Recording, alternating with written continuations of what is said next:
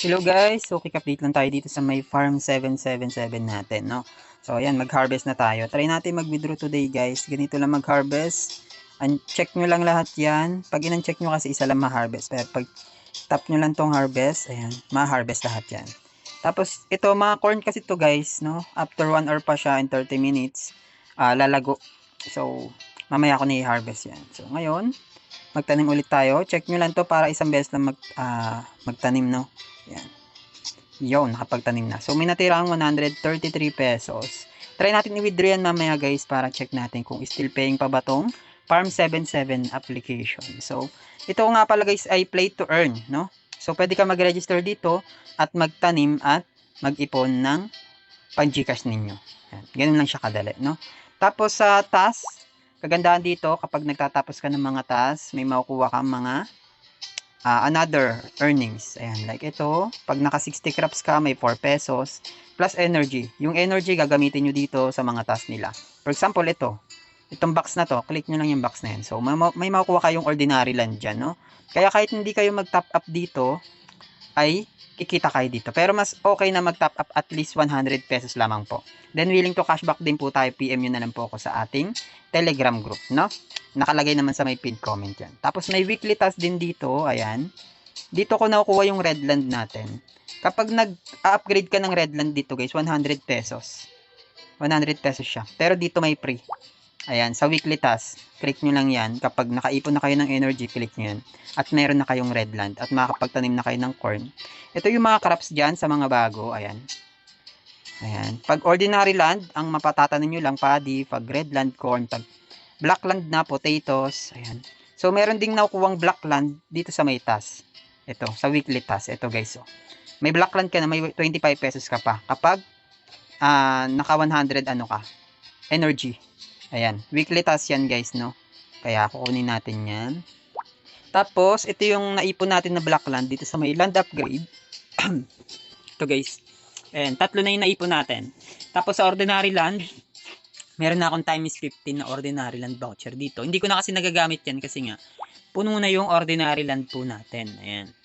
Kaya din na natin nagagamit. So, ngayon, tenga na lang siya dito.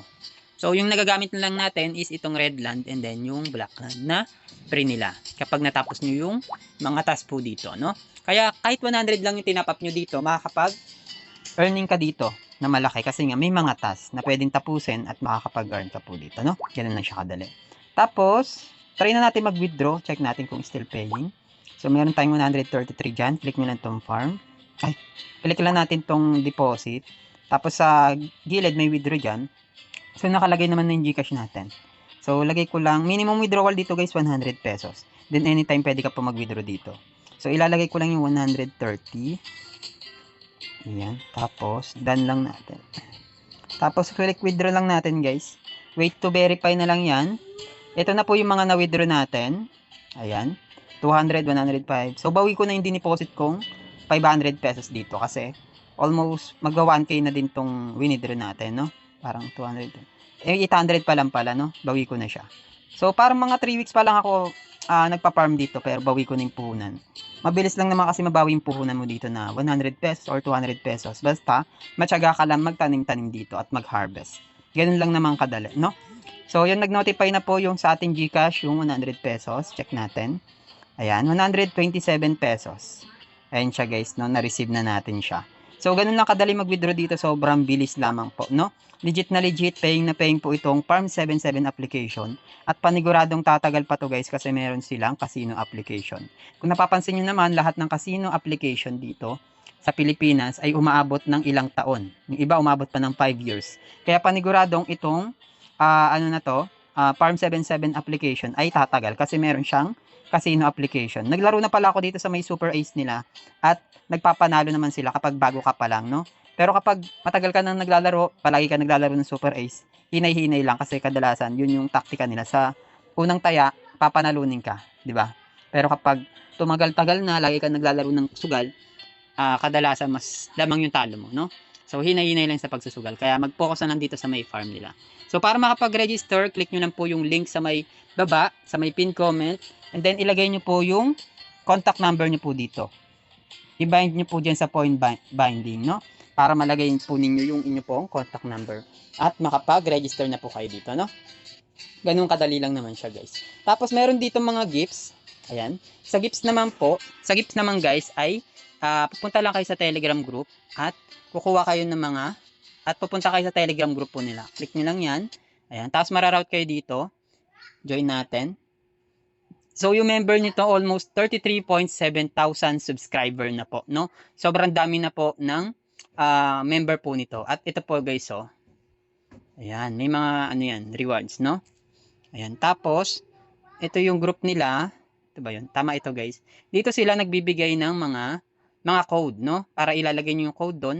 At, pwede nyo ilagay doon at may makuha kayong mga earnings. Dati may nakuha ko dito, 10 pesos or 20 pesos. Ayan. Basta maghintay lang kayo ng code dun sa official group nila. Click nyo lang yung Telegram. At may WhatsApp din po sila. Kaya legit na legit po itong Farm77 application. So, ano pang hinintay nyo guys sa halagang 100 na investment ay kikita na po kayo dito sa may Farm77 application. Diba po? So, yun lamang po. And I hope meron kayo natutunan for this video regarding sa update dito sa Farm77. And sa mga may katanungan ay mag-comment lang kayo sa may comment section. Sasagutin po natin yan.